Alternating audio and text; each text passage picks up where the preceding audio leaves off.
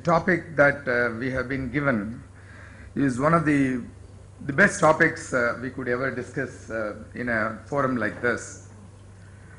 And for a person who has been in this field for almost about 30 years, to talk on this subject, to moderate on this subject, is again a great opportunity. Evolving medical landscape in India is truly a very interesting story, and believe me, it is a very lucrative story. You please understand, the healthcare industry is a huge industry, is a $1 trillion industry. So I thought I will very quickly take you through the evolution of the Indian healthcare, and then let us move on to the opportunities and challenges in this Indian healthcare industry. I remember almost about 35 years ago, when I was not that old, maybe I was just a student in those days. At that time, I used to have one private medical practitioner called Sanjeev Rao, and he was almost the landmark in our area. So if anybody had a fever, they used to go to him. He used to give a mixture, and that's it. That was healthcare in India at that time. And every time somebody had a problem, they used to go to Sanjeev Rao, and Sanjeev Rao was the place at that time. But maybe 5 years later, 6 years later, I remember some small nursing homes came up. Then he made it into a small nursing home. So deliveries used to happen, and I used to find a lot of people queuing up in that place. And around my college days, I still remember when my mother had a surgery in General Hospital in Chennai. It was a huge hospital even then, but it was a very, very different hospital for what it is today, believe me. General Hospital in Chennai is a beautiful hospital today. It is not an old hospital. But somewhere in 1983, when the government realized that a government cannot spend for entire healthcare, I think the government allowed the corporate healthcare to come in, and it was at that time, 1983, the Apollo hospitals came in, and I was fortunate to be the first manager of that hospital. I joined them as a manager operations there, and it was at that time the government allowed the financial institutions to fund the healthcare, and I remember about 17 crores was given by ICICI and IDBI, and the hospitals started coming in. After 10 years, the second generation hospitals came in. I would call them the second generation hospitals, like Powai Hospital, the Tamil Nadu Hospital, and some of the hospitals here in the north, and some of the hospitals in Hyderabad. There again, they were also funded by financial institutions like ICICI and IDBI. And the third generation of hospitals happened after 10 years again. I am talking about somewhere in 2010, when the third generation hospitals came in. So I think practically the scenario changed. The 30-70 became 70-30. In those days, 70% was handled by the government, and 70% was handled by the government, and 30% was in the private healthcare. But by 2010, I must tell you, we were in the 60-40. The private hospitals were doing about 60%, and government hospitals were only handling about 40% of the healthcare. But after 2010, I think the situation turned really, really dramatically. That was the time when the PEs came in, the private equity funding came in, and the whole scene of governance changed. Whether it is in some of the chain of hospitals in the south or the north, you call it Apollo Hospital, you call it Powai Hospital, you call it the Rainbow Hospital where I am working today. Once the PE started funding the hospitals, I think the governance patterns changed, and the PEs had to necessarily come in, because I think the size and shape and scale of the hospitals changed completely. The hospitals which are only about 100 became 200. The hospitals which are only one location became multiple locations. The hospitals which were multi-speciality came as specialty hospitals. The same Kaveri group had multi-specialty hospital and also had a specialty hospital, cardiac specialty hospital. And when that happened, I think the governments also put in a lot of technology in place. Believe me, some of the private equity partners, they wanted SAP to come in. They wanted, best of the electronic medical records to come in. So I think the landscape of the entire healthcare in India changed completely. Believe me, now we are on the threshold of a great revolution, a great transformation. I think that is what is happening. I think with this, there are about 5 or 6 areas we thought when we should discuss in this scenario. In this scenario, when we are about 2015, what would drive this Indian healthcare industry in the next 10 years? We thought we will touch upon 5 or 6 areas because we don't have time to do work on or discuss on many of the areas. We thought we should look at what funding is going to be, how the hospitals in the private sector and in the public sector, how they are going to be funded. Secondly, how insurance is going to matter to the Indian healthcare industry. How is it going to impact the healthcare industry in India? The third, what is the scope of private-public partnership in Indian healthcare system?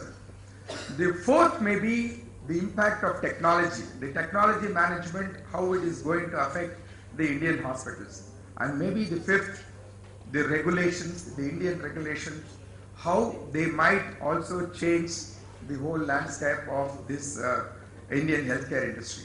I think these are all the 5 areas we thought we should. And I have with me a very, very eminent panel. I have a very senior doctor, Dr. D.P. Sarasat. He is from Balaji Hospital. He is the CEO of the Balaji Group of Hospitals. Then I have Dr. Dinesh Batra. He is also the director of Cygnus Hospital. And I have with me Mr. Upadhyay. He is also the CEO of Sunrise Life Care, and they are with us to share some of their ideas. I thought I should get back to my seat and then ask Dr. Saraswati's first initial impressions on what is going to happen in the area of funding in Indian healthcare.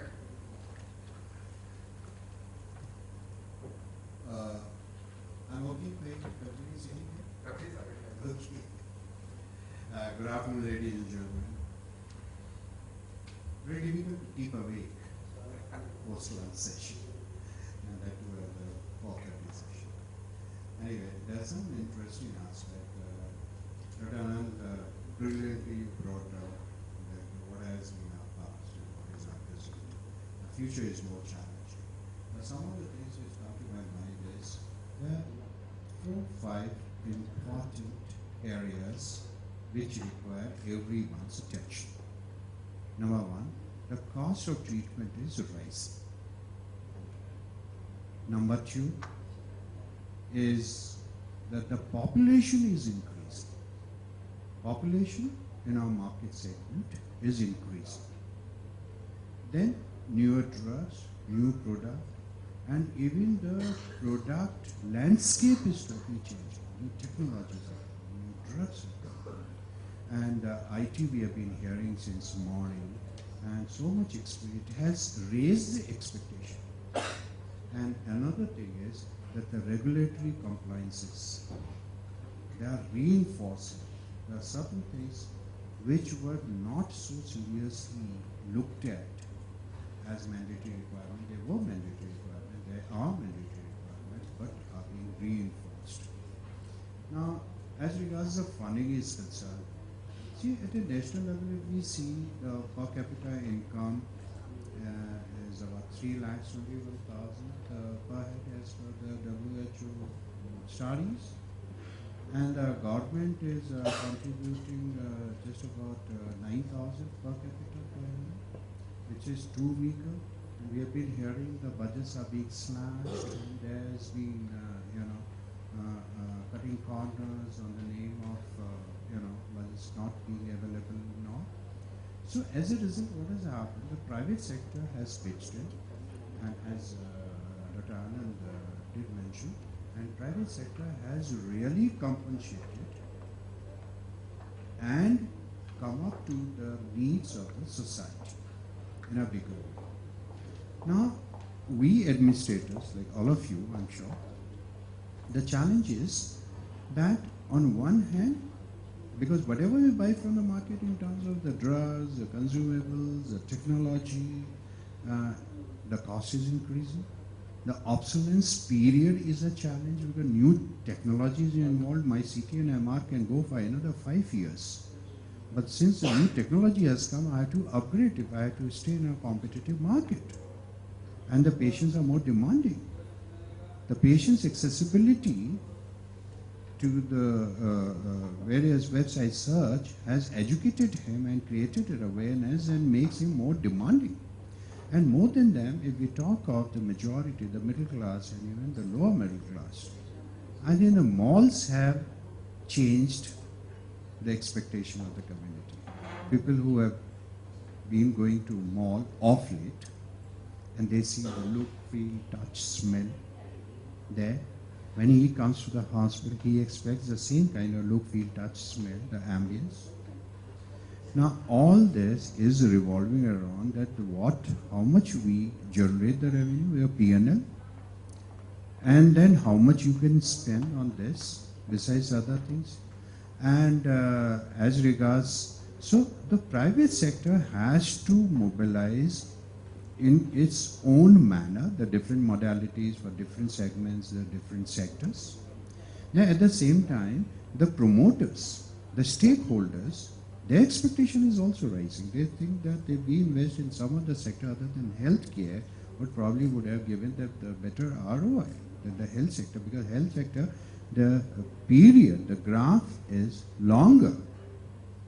So these are some of the challenges. And thank you, Dr. Saswat. And Dr. Dinesh, you have got anything to say on this? And Dr. Batra, we are running a group of hospitals by the name of Cygnus Hospitals across Delhi and Haryana. I am giving this information because there is a 3 to 4 years learning behind what I am saying, and it might be very useful. The question here is the funding possibilities and opportunities for the healthcare. So I'll restrict myself based on my experience. And if you see, at present, there is no dearth of fund available to private sector in terms of private equity. At the same time, debt is equally easily available to an established model. The critical question here is whether your business model is right or not. If you are doing primary care in a tertiary setting, you are doing secondary care in a tertiary setting, you are not going to succeed. And that is where what Dr. Anant was saying, if you have to, you probably have to see the evolution in last 25, 30 years. All those who belong to Delhi have seen 25, 30 years back, any doctor would love to have an attachment in a 300-yard hospital, which is 30 bed, 40 bed. And the scenario has changed since then. And today we have switched on to a couple nursing home run hospitals to a quaternary care like Medanta and Fortis. So it's a new set of hospitals which have started coming up. So if you ask me in nutshell, the quaternary care, the right place today is the metropolitan cities. The high-end tertiary care, the right place is the state capitals. If you talk of low tertiary and high secondary care, the right place to be in is district centers across the country, more than 600 opportunities lying there. And if you talk of sub-district level, that is a right place for those nursing homes, couple-run secondary care, which existed 30 years back in metropolitan cities. So, if you have a right model, you establish one hospital and show that yes, that is a replicable, scalable, so it is very easy to get the funding. That's what we exactly did. We started with one hospital in Delhi and demonstrated that it's a low asset, it should be asset light model. You don't spend too much of money into land or building. You spend money very judiciously, and then you decide that yes, this is a model which can be taken to district centers of India, and money automatically started flowing. In a short span of 4 years, we could raise funds twice. It's our Then beyond that, it's your sweet will whether you want to dilute or you just want to raise debt. It's your risk-taking capacity. And then after that, sky is the limit. So that's the major point which I want to make. If you have a right model which is replicable and scalable, money will never stop that business to grow. The only thing is it has to be a right place. Thank you. Before I pass it on to Mr. Upadhyay, I have a few comments to make on this funding. During my last, 30 years, I have worked in different organizations, and the way each hospital is funded also depends on the way the promoter looks at the business. Maybe a promoter found taking a 200 crore loan from a public sector company, a public sector bank is fine, rather than going to a private equity partner and saying you invest about 100 crores or 200 crores. What we must understand is that if you get the debt, what all you need to do is to pay off your interest and the repayment in time. The buck stops there.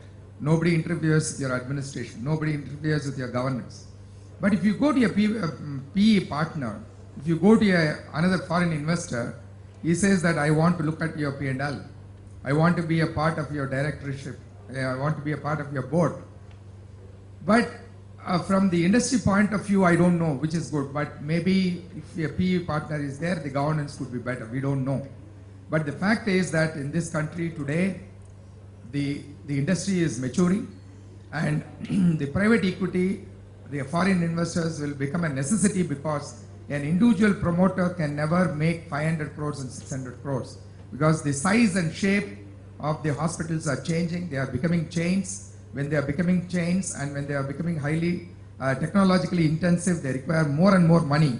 So PEs have to necessarily come in, and you will see a lot of acquisitions, mergers, big chains emerging in this country. That is my prediction. Do you want to say anything? Okay. I think we should take to the next area. I think that's a very, very interesting area.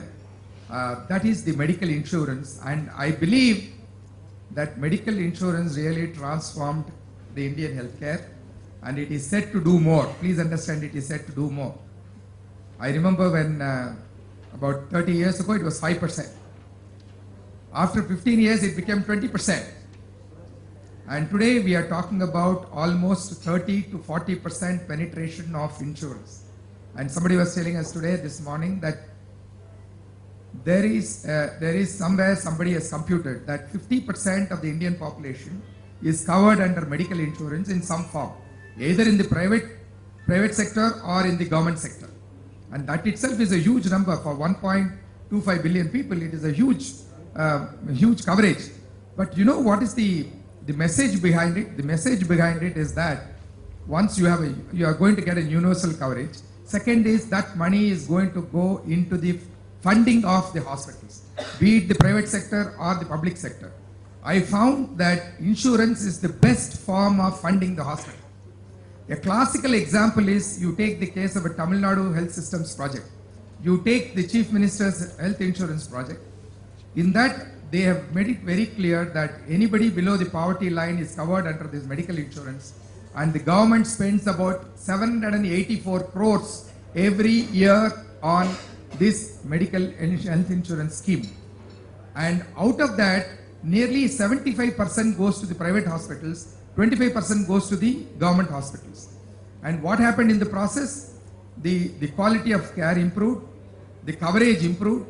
A person in Madurai who fell down under the motorcycle or maybe under the lorry got the best of the treatment in one of the best corporate hospitals, and his life was saved. Because his life was saved, the whole family was saved. You must understand that is the impact that is happening. So I think insurance will do a lot to this country. Dr. Saraswat, you have anything to add? You very rightly said that the penetration in the insurance sector, or insurance sector's penetration in the community is increasing. People are now realizing, but somehow or other it could have been much better. See, the cost of treatment which is rising day by day for various variables we have discussed. Now somebody has to pay for it. And then the government run insurance programs like he has experience of Tamil Nadu and Andhra Pradesh, and I've been in Karnataka for a longer duration, and we have seen the Yashosani scheme worked very well, and a lot of deprived and poor ones got the benefit. But there are certain riders. Are these patients really taken care of, and what happens when they hit the ceiling? So there are certain gaps, as you say, society is maturing and we are learning lessons from our own past experiences, and good models are being evolved. That is the necessity, and the future would be on this. When we talk about the future landscape, it has to be on this model. Thank you, sir. Dr. Dinesh? So insurance on one hand looks to be a great opportunity, but to me it's more a challenge as of now rather than opportunity, because if you see how insurance has evolved, I'll see this, I like to compare insurance to some kind of charity, and the way the charity has seen its future, same in India is happening to insurance. If you see what happened during the period when people used to do lot of charity for poor patients, they used to pay for those things which a people could themselves afford. If it's a question of a high-end care where there is intensive care required or a tertiary care required, there won't be any charity. You are left to yourself or go to a government hospital. You will be just provided charity for your OPD consultation or some free medicine or maybe HB, blood sugar, etc., etc. Few people still do charity on that ground, but that is a wastage of money. So if you really want to give a proper insurance cover to peripheral rural population or below poverty line population, how can you expect their need is in tertiary care where they are suffering because of trauma or cardiac or any other medical intensive emergency, and you are providing them a cover of 500 rupees per day inclusive of medicine? That's almost rubbish. So no good hospital who is able to provide that kind of care will take that scheme, and that is what practically is happening. Look at what's happening to RSBY. So there is a cover of 30,000, but to some extent it is good for surgical patients, but for medical patients where there is a cover of 500, it's almost not done. So most of the hospitals won't accept. What will happen? They will either breed corruption. That 500 rupees in any case will be utilized just for billing sake for most of those hospitals, or they'll be taken up by those people, those hospitals which do not provide high-end care. They're happy providing obstetrics, they're happy providing routine stuff, non-medical emergency medical care, say gastroenteritis, just fever, etc., etc., where there is hardly any medicine required. So we are caught in a vicious circle that we are not able to take advantage of insurance. We are wasting a lot of money to those diseases where they are not required, but probably patient can sort of afford them, but at the same time where there is a huge need, we are not able to take care of. So that is about insurance. So similarly, if you see in a private sector like in Delhi, or talk about tertiary care or quaternary care, then again there is an issue of competition. Then again there is an issue of sealing the pricing. So I think the solution lies how and when we'll be able to increase the base of premium payers. How and when we are able to link this to something like Yashaswini collection of premium in through cooperatives. Can we do this through a simple innovative idea in my mind is, can we link this to the school fee which the children pay, and in event of that some percentage of the school fee going to health insurance and covering their parents and grandparents. That's an idea which needs discussion, of course. Thank you. Before I pass it on to him, I think I must answer what Dr. Dinesh said. What he said about the central government schemes which offer about 30,000 coverage, I think is too meager. I tend to agree with him. But if you go to Tamil Nadu and Andhra Pradesh, the coverage is about 1 lakh.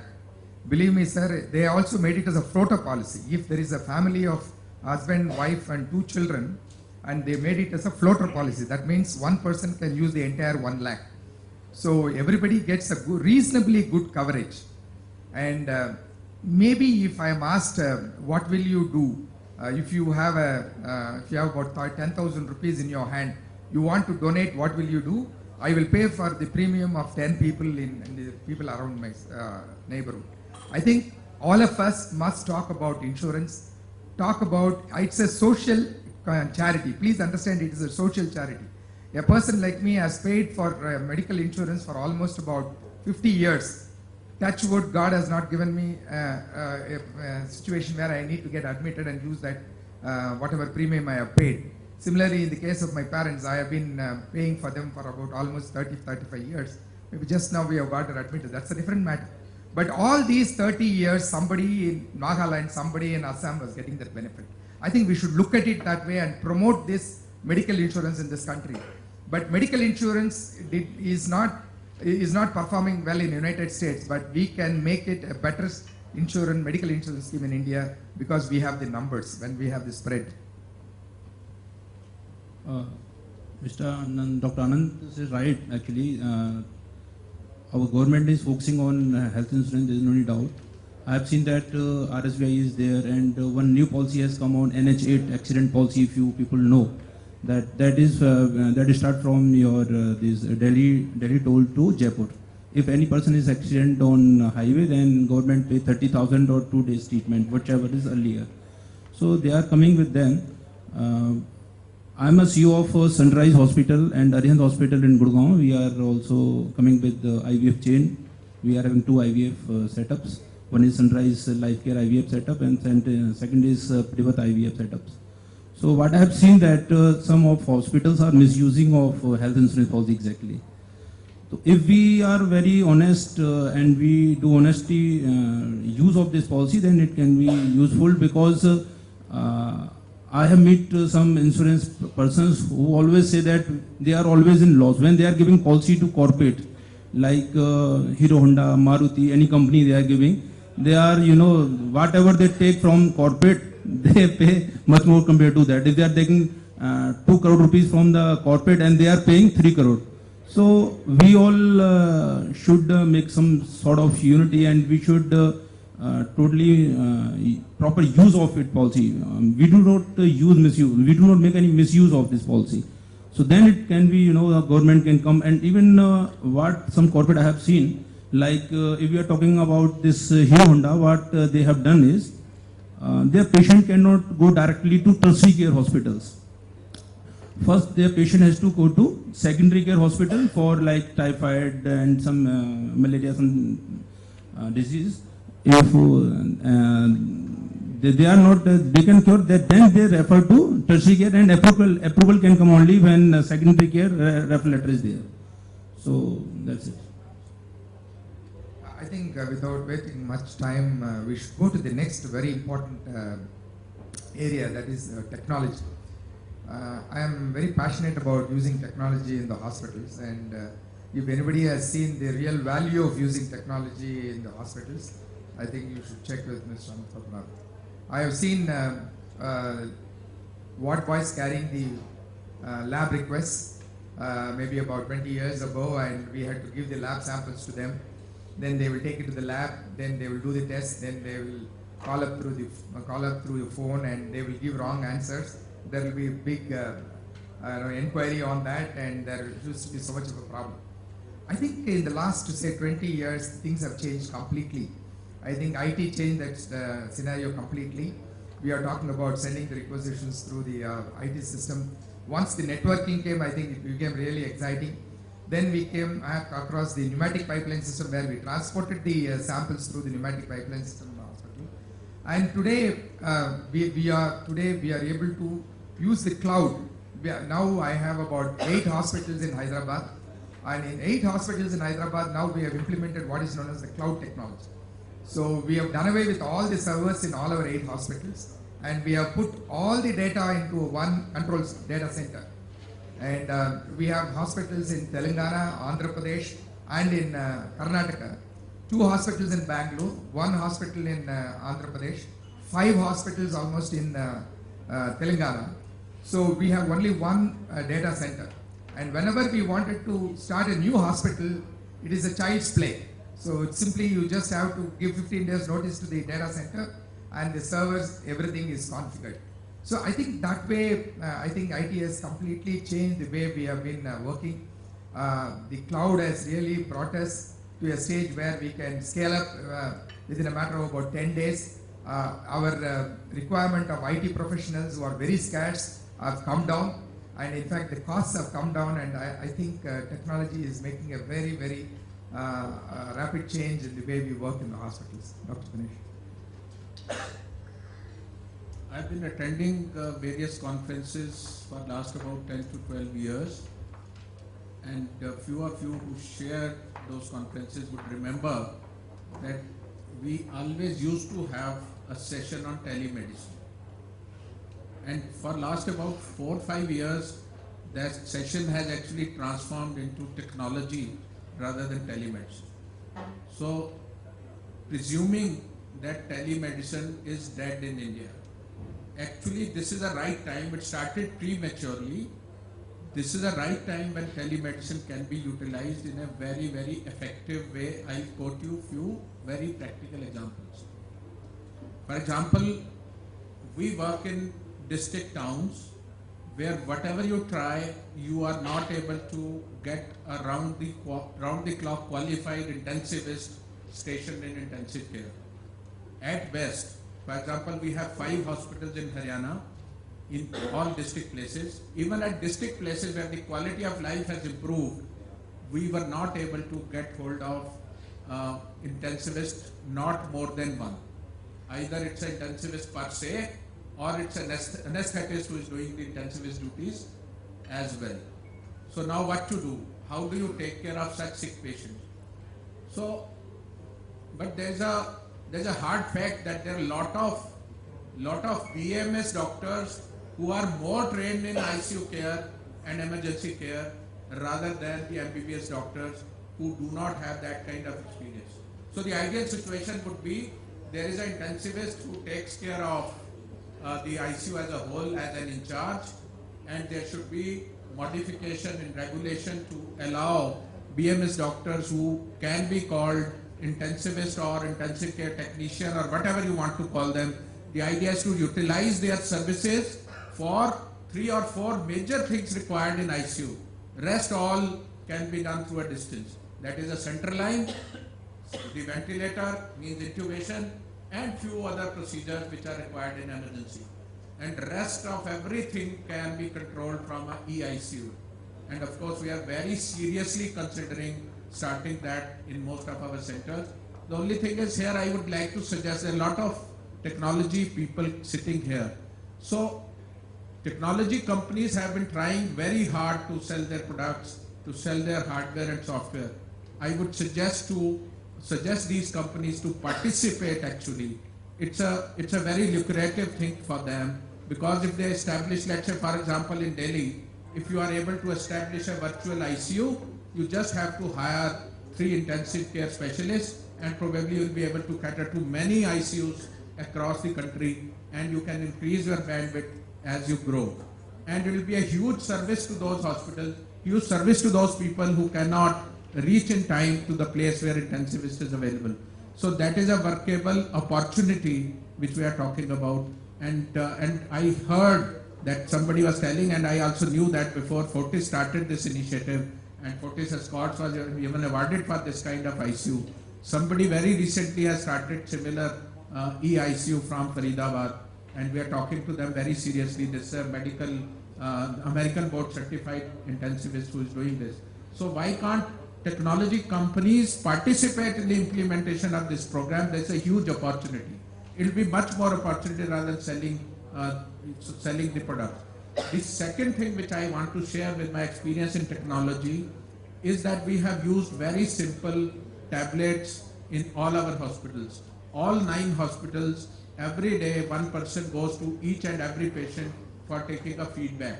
It's not only a feedback from the patient which helps us sitting in corporate office in terms of we not spent any money, single rupee on this technology. because it's freely available to some extent on Google. So we have used those Google applications. We have modified Google Forms into a feedback form and utilize that through cloud. It's live available in the form of trends and bar charts and whatever pie charts you want in terms of what is the satisfaction rate from housekeeping, nursing, doctors, etc. You add any number of parameters, you get the indicator. And secondly, the other aspect which we are utilizing, we have earmarked 7 people in each unit who collect quality data. This guy who has been given tablet goes to each one of them, captures that quality data. It is also live transmitted, leaving very little room for cooking and manipulation, which normally is done for NABH, etc.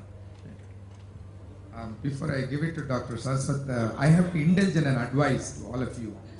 Out of my experience in IT implementation, I would strongly recommend that people who have 3 or 4 centers spread across go to this cloud technology and then look at implementation of HIS along with electronic medical records, and also use ERP solutions like maybe SAP or maybe SRMS solutions, and don't link it to the HIS modules. You know, I find that the people who develop HIS as a software are not very good in finance, they are not very good in supply chain management, they are not very good in HR. So it would be a wise thing to keep the back office operations with SAP and other HRMS time tested, very renowned software suppliers, and then just get HIS and electronic medical records, port it on a platform. Maybe you can have a SQL database or maybe an Oracle, and then do it to a cloud. And I think it will be a fantastic idea to do that, and it may not be in the long run, it may not be very expensive. Dr. Saraswat. Thank you, sir. Both of you have covered most of the points which I thought of sharing. Ladies and gentlemen, let me share with you the recent advantage, since we are on the changing or evolving landscape of future in India. Do you know, a lot of research is happening these days that on your mobile, you just take your selfie, and if you send that to doctor, he can see whether you have a jaundice or not. You touch the screen, and then it will take the temperature. If it can tell me the temperature outside is 25 degrees, and I put my thumb, and it reads the temperature of my body and tells me whether I'm running fever or not. Some chips are being, they are in a very advanced stage of being launched commercially. A small chip put inside under the skin here, which will continuously read your pulse, not only the pulse rate. When sister who comes for the morning, takes the pulse rate to doctor. Very few doctors see volume and rhythm and so many things, and it's being picked up by the chip, and which is online. Instead of putting the ECG lines for 24 hours, very cumbersome thing, the chip remains in your body throughout and the whole life. You have to just log into that, you and your doctor can see that. Now these are, even after the surgeries, when the dressing is being done, the dressing, the inner layer will have a small chip which is in contact with the skin, and the dressing is being done, and that chip will read the rising temperature, all signs of inflammation, changing color, changing temperature, swelling, that means how much pressure is increasing, decreasing. So before, at a periodical interval, we open the dressing and see, pus is being formed, infection is being created. So all these things will be online much before you get the information. Before even you collect a sample and send it to microbiology for culture and sensitivity. So these are some of the innovative things happening as technologists. But remember the basic fact, the doctors are demanding more data, more information. And we have to, like EMR, electronic health record, so much is being talked, is the necessity. But still I find most of the good hospitals who claim to be, at par with the modern technology are deficient in this. I think it's a time, all those who are decision makers in your organization, please pursue it. and get on to EHR as early as possible. Lot of value add. I think you should tell us something about social media. I understand that you're using social media in a large way. Can you just tell us anything? Social media is having a good, definitely a best role in each and every field we can know, everybody we know.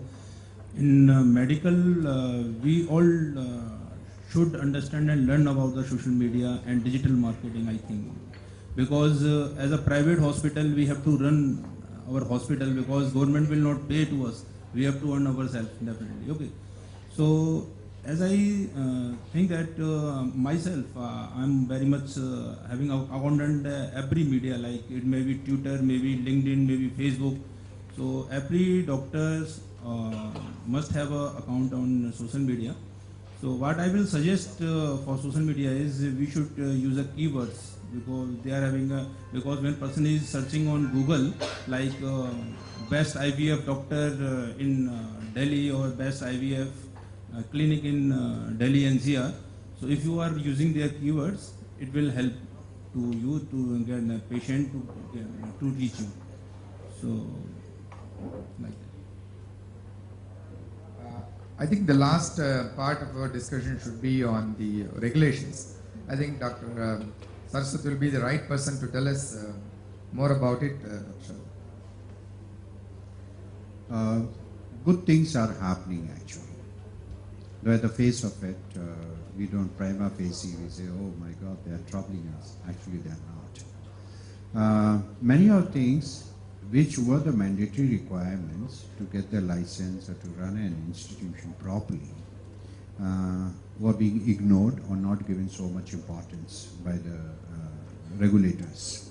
But now these things are being reinforced.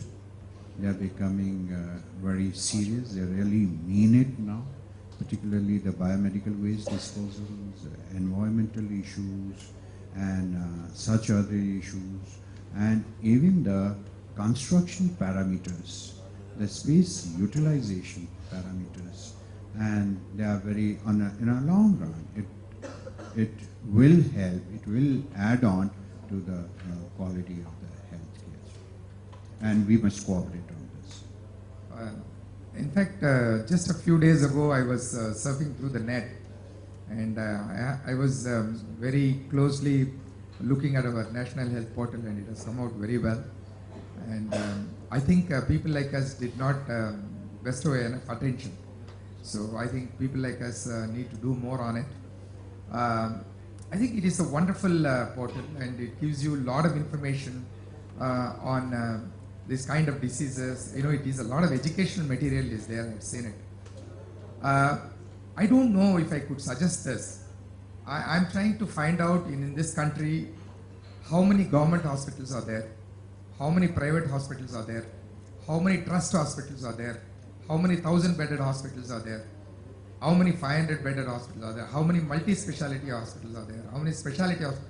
I am not able to lay my hands on state-wise, you know, I am not somehow able to lay my hands on that. Somebody wants to invest, somebody wants to do a project. If they want to get that detail, they are not able to get it in a very comprehensive way.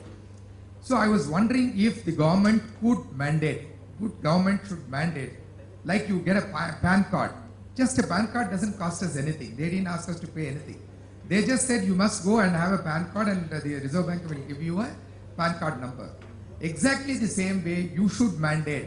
I wish the government of India, if anybody wants to establish an inpatient facility, it can be a nursing home, it can be a 500-bed hospital, 1,000-bed hospital, government, non-government, does not matter.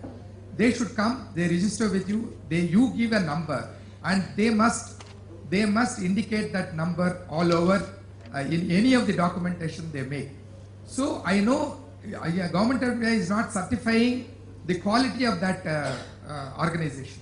It is not certifying the services that are providing the, but it is at least listed in our government of India, and it is there, and I can go and have a look at it. What all you must ask is who is the owner, or what is it, maybe he has got an income tax assessee or not, what is the address, which state that belongs to. I think if you could give us a list of such hospitals, it would be very nice. and I happened to see the government of Hong Kong website on health department. It is a wonderful site. All of you must have a look at it. It gives you wonderful information, very exotic information it gives about healthcare in Hong Kong, and they have got an excellent. I was in Hong Kong a few years ago for a conference like this, and I presented a paper, and at that time I was talking to the mayor of Hong Kong, and he showed me the details he has in this website. I happened to see it again day before yesterday before I came to the conference. I think we could take some insight from the Hong Kong government, because after all it is in our part of the continent. So do you want to say anything?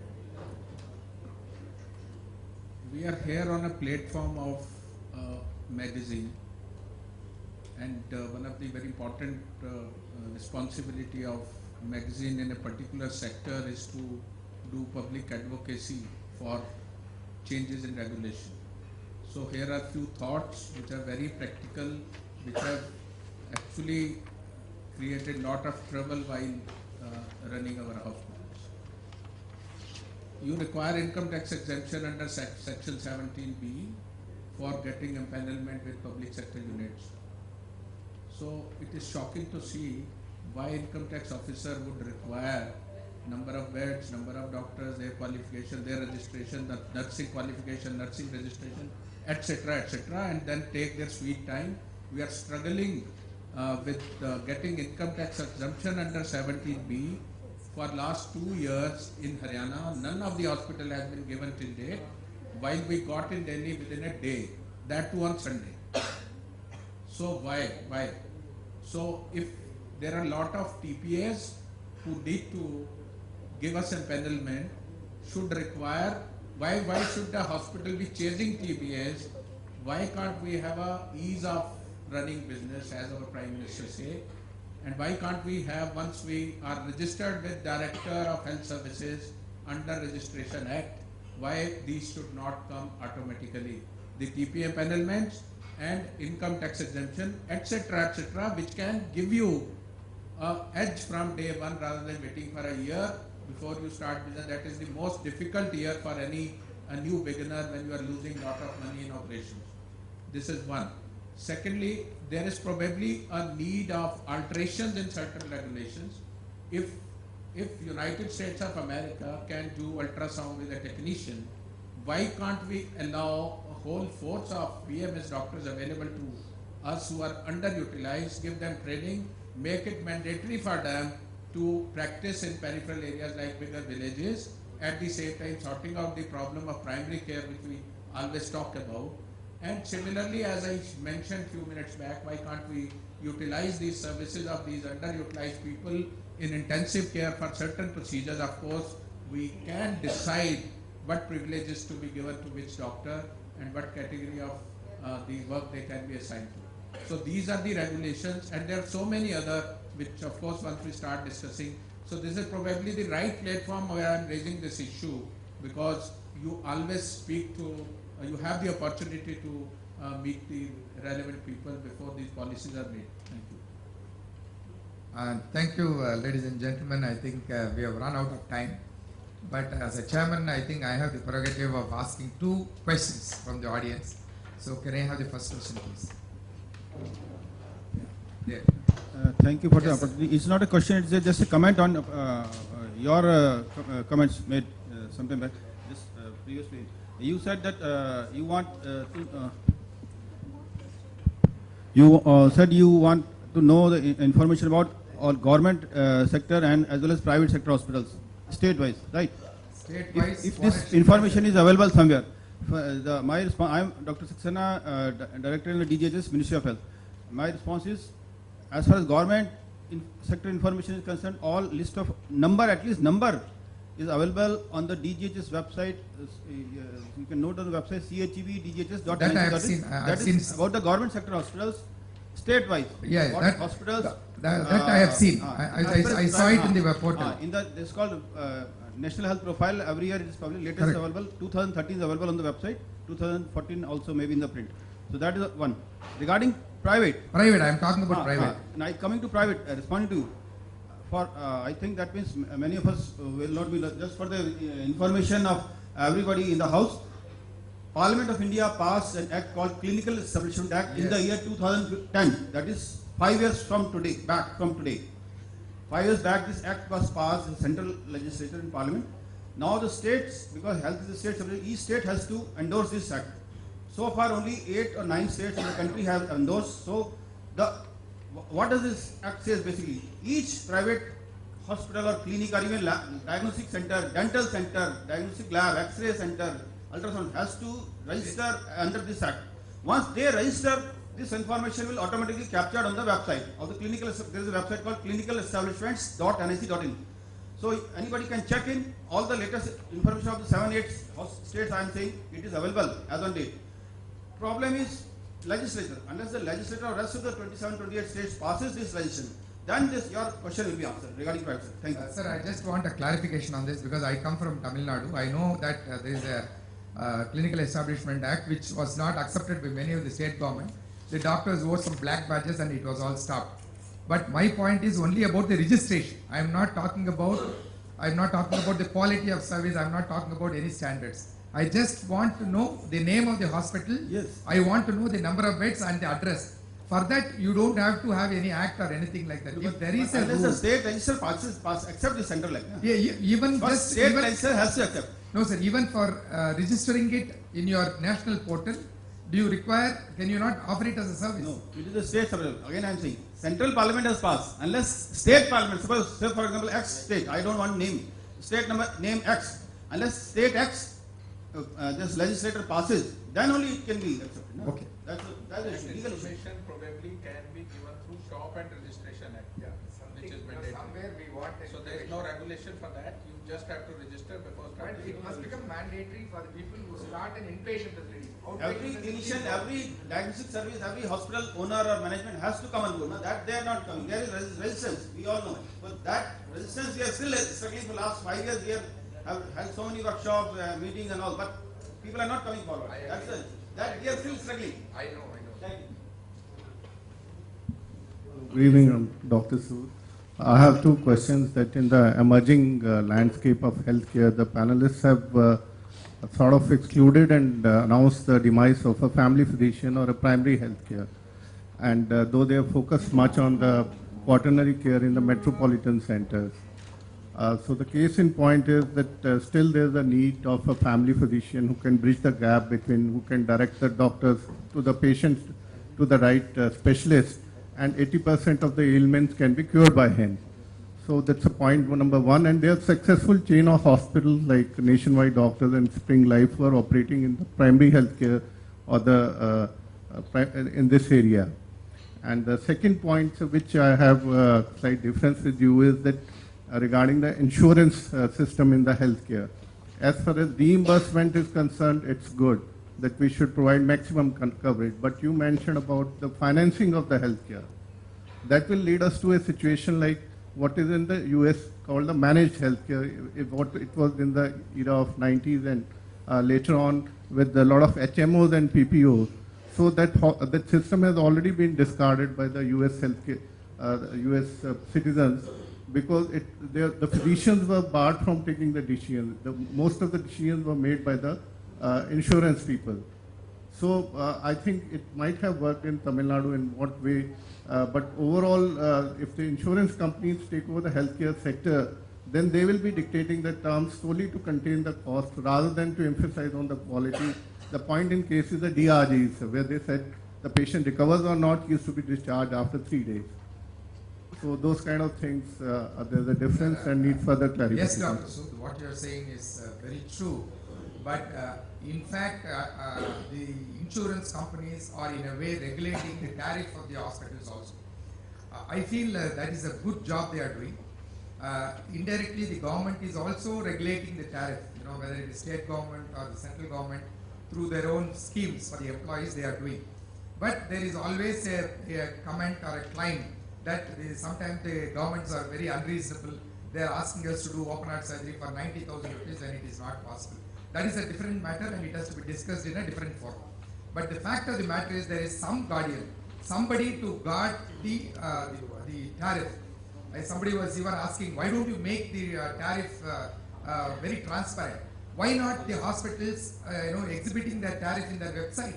What is the problem? If a hotel can display all their charges, if medicines can have the prices on the cartons, tell us one reason when we are paying for the healthcare. Tell us how much it will cost. Put it in the website. I find few hospitals in America do that. But why our hospitals are not doing it? If they are not doing it, I think one way is the insurance is doing. You are also saying that why the insurance companies should be considered as a funding agency. You saw today what that the government official very nicely told us that 3,000 crores has been knocked off from the budget. When the population is growing, when the burden is growing, we should have added 10,000 crores to the budget, not reduced 3,000 crores in the budget. I think it is little unfair to the Indian population. Just take the case of the United States, 9% is spent, of the GDP is spent. When nobody needs a preventive health care there, they do it themselves. Their education levels are very high. Their diagnostic facilities are huge when compared to what is in India. I think there is some way to fund. Otherwise, if government is not going to fund, if insurance is not going to fund, where do you want me to go when I am very old?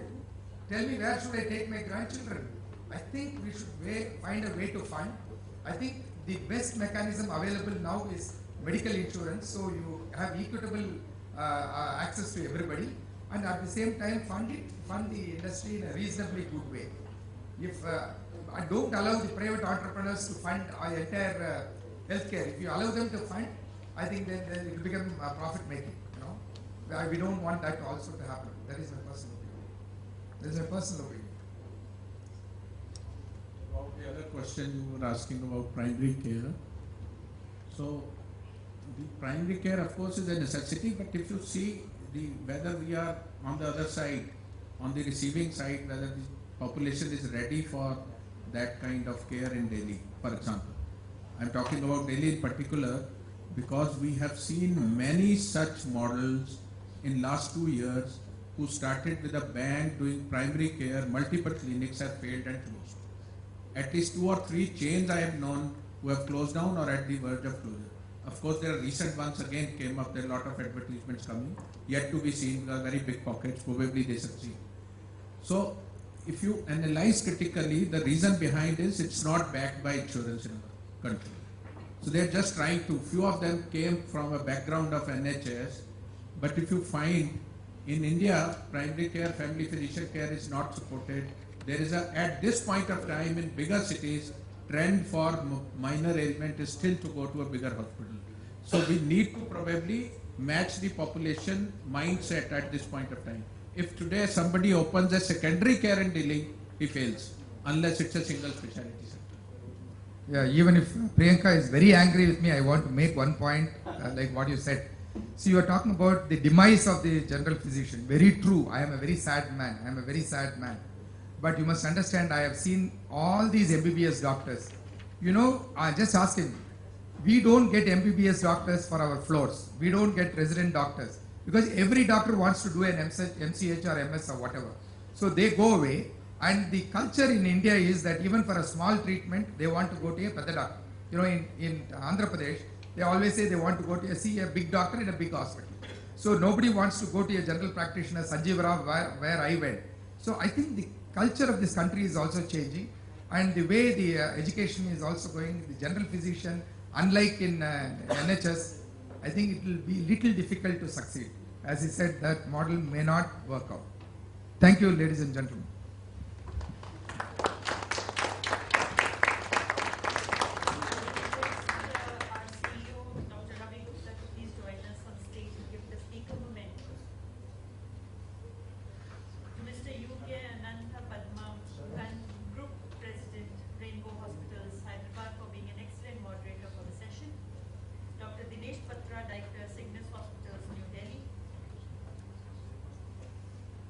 Dr. D.P. Saraswat,